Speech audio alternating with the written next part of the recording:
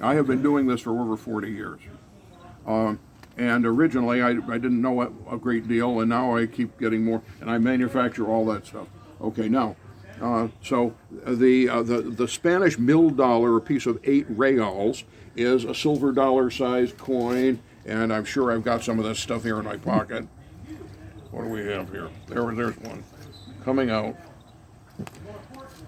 Okay, now notice that's the coin, and it says 8 right there. And on this it says 1 in one corner of it, and here it says 2 over there. So this is 2 reals, this is 1 real, this is a piece of 8 reals, and these are half reals, medios. Okay, that's a silver 5-cent piece. This is a silver 10-cent piece. This is a silver 25-cent piece, except that the silver content of the change coins is debased, probably because there's a lot of work striking these things. The silver content in the coin, the dollar, remains pure. That is to say, 90%. You do not want pure silver because it wears. You want 10% copper. Okay. But at any rate, they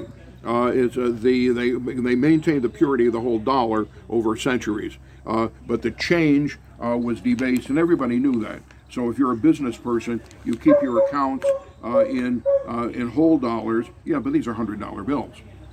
In other words, another day, another dollar. That's true right down to the end of World War I. So any price you see in a Sears Roebuck catalog, 1906, bicycle $6. No, that's $600 because every one of these is a day's pay minimum wage.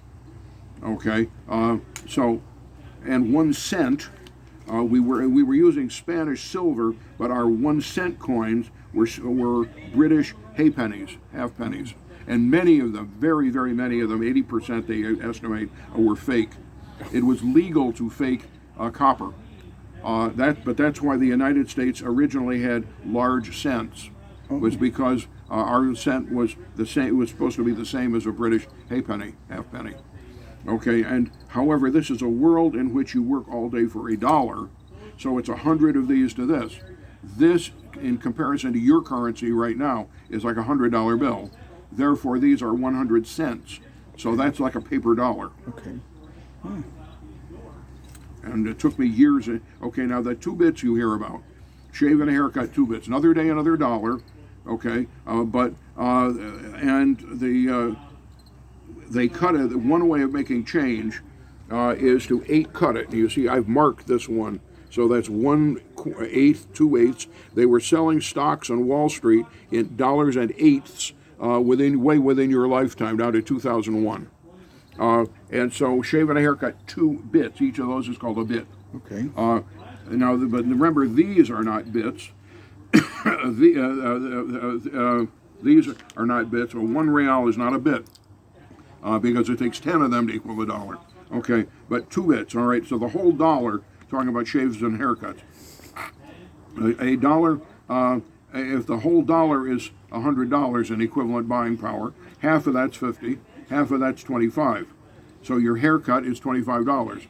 That's what it is, isn't it? That's what haircuts go for. Okay, when you understand what I've just told you, you will realize you can read prices.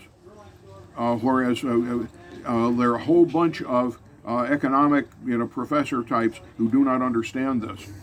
The red book, the red coin book, which I get every couple of years, they tell you that it's 8 of these to $1. No, it is 10 of these to $1. They don't understand it themselves, and they've been producing that coin book for a long time.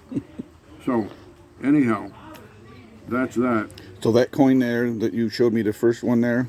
This one here. Yeah, where was that found? Okay, that was found in Wilderhook Indian Village, which is Boringer's Berry Farm, and by the way, the original is in the Iroquois Museum, because it was found in an Indian village, and the original has a hole in it, which I concealed here when I made my mold.